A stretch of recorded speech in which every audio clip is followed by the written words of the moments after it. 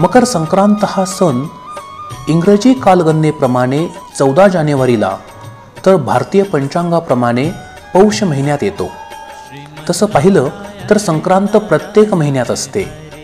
राशी 12 आहेत। जेव्हा सूर्य एका राशीतून दुसऱ्या राशीत प्रवेश करतो त्या संक्रमणाला संक्रांत असं म्हणतात।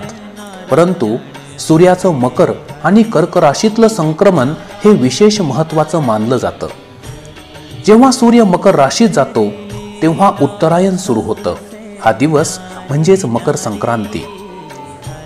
2022 मध्ये मकर संक्रांत कधी आहे? हिंदू पंचांगानुसार 2022 सालात मकर संक्रांतीचा सण 14 जानेवारी 2022 रोजी साजरा केला जाईल।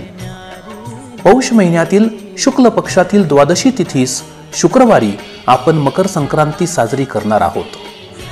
मकर संक्रांतीचा शुभ मुहूर्त, मकर संक्रांतीचा पुण्यकाळ 14 जानेवारी शुक्रवारी दुपारी 2:43 प्रारंभ होऊन त्याची समाप्ती सायंकाळी 5:45 होत आहे। 3 तास 2 मिनिटे इतक्या कालावधीसाठी मकर संक्रांतीचा पुण्यकाळ असेल।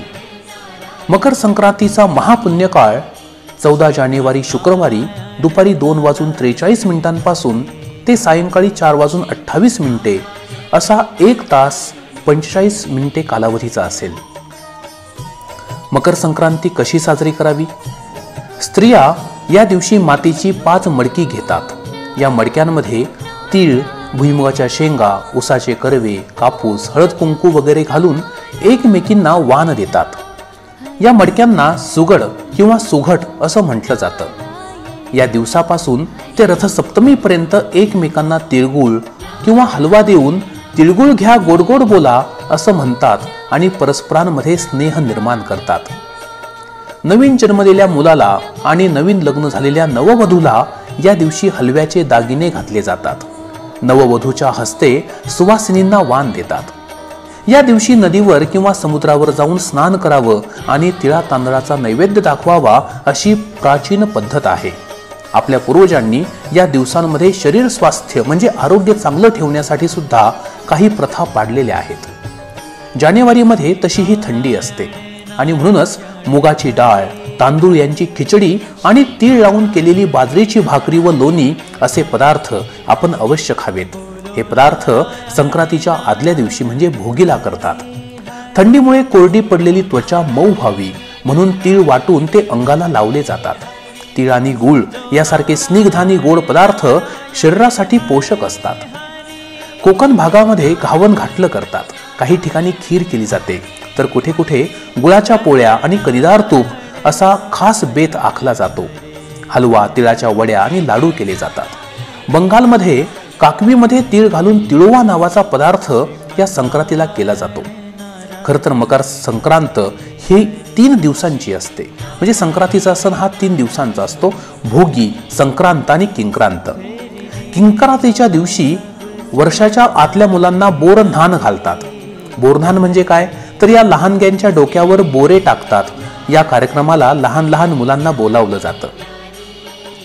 पुराणामध्ये मकर संक्रांतीची कथा अशी सांगितलेली आहे। संक्रासूर नावाच्या राक्षसाला देवी जगदंबेने या मकर संक्रांतीच्या दिवशी मारले म्हणून तिला संक्रांती देवी असं म्हटलं जाऊ लागलं। ही देवी दरवर्षी वेगवेगळ्या वाहनांवर बसून एका दिशेकडून दुसऱ्या दिशेकडे जाते असं मानतात। ही माहिती पंचांगामध्ये दिलेली असते। या संक्रांती देवीचं वर्णन असं करतात की ती 60 योजने पसरली आहे। तिचे ओठ आणि नाक लांबलचक असतात। तिला 9 हात असतात। प्रत्येक वर्षी तिचं वाहन, शस्त्र, वय आणि नाव वेगवेगळं असतं।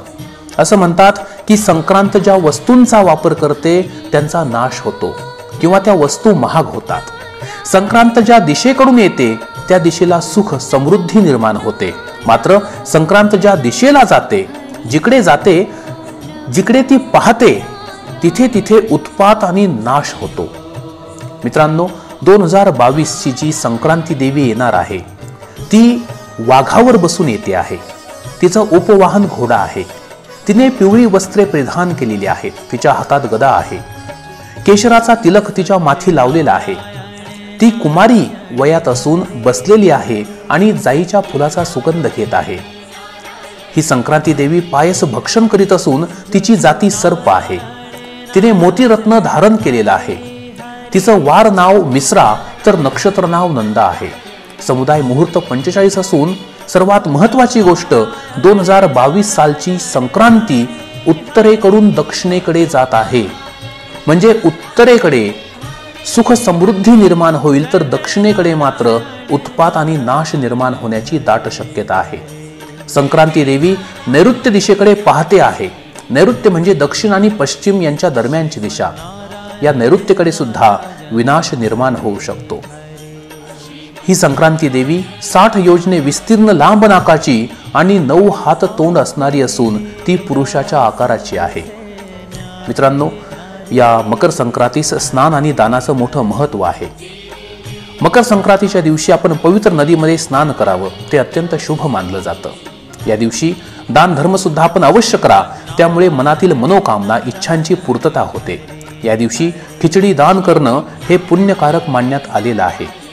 मकर संक्रांतीला आपल्या कुवतीनुसार क्षमतेनुसार नवीन भांडे, गोग्रास म्हणजेच गाईला घास, तीळ भरलेले भांडे, लोकरीचं वस्त्र, तूप, भूमी, सोने, घोडा, गाई यापैकी आपण कोणत्याही वस्तूंचं दान हे गोरगरिबास अवश्य करावं. जो पुण्यकाळ आहे, या पुण्यकाळामध्ये दात घासणे, कठोर बोलणे, धार काढणे, दुधाची धार काढणे, गवत किंवा तृण कापणे आणि कोणत्याही प्रकारे संबंध ठेवणे या गोष्टींपासून सुद्धा आपण दूर राहावं. मित्रांनो, मकर संक्रांती 2022 याविषयी अगदी संपूर्ण माहिती आम्ही आपल्यापर्यंत पोहोचवण्याचा प्रयत्न केलेला आहे. ही माहिती आपल्याला कशी वाटली हे आम्हाला कॉमेंटमध्ये नक्की कळवा. धन्यवाद. ओम नमो नारायणा. तर मित्रांनो, जर तुम्हाला आमचा व्हिडिओ आवडला असेल तर आमचं चॅनल सबस्क्राईब करा, लाईक करा, शेअर करा आणि बाजूला असलेला बेल आयकॉनवरती प्रेस करा, जेणेकरून तुम्हाला आमच्या चॅनेल्सच्या सगळ्या अपडेट प्राप्त होतील.